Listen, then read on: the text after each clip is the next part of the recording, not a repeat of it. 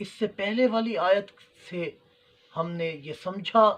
کہ حضور صلی اللہ علیہ وسلم کی والدین کریمین وہ مسلمان تھے اور نجس نہ تھے۔ آئیے ایک اور آیت آپ کے سامنے پیش کرتا ہوں جس سے ہمیں یہ بات سیکھنے کو ملے گی کہ حضور نبی کریم علیہ الصلاۃ والسلام کے آبا میں کوئی بھی شخص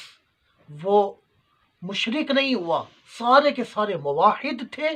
اللہ کی عبادت کرنے والے تھے، سجدے کرنے والے تھے۔ جی ہاں، قرآن کہتا ہے وَتَقَلُّبَكَ فِي السَّاجِدِينَ کہ تجھے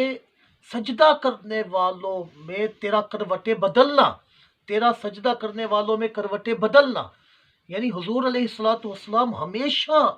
آدم علیہ السلام سے لے کر حضرت عبداللہ تک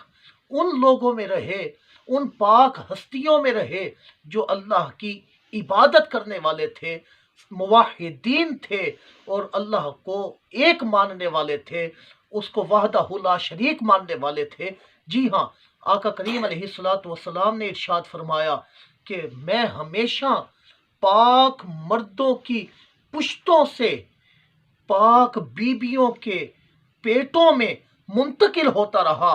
اور ایک اور مقام پر آقا کریم علیہ الصلاۃ والسلام نے فرمایا کہ ہمیشہ اللہ تعالی جل شانہ مجھے کرم والی معزز پشتوں سے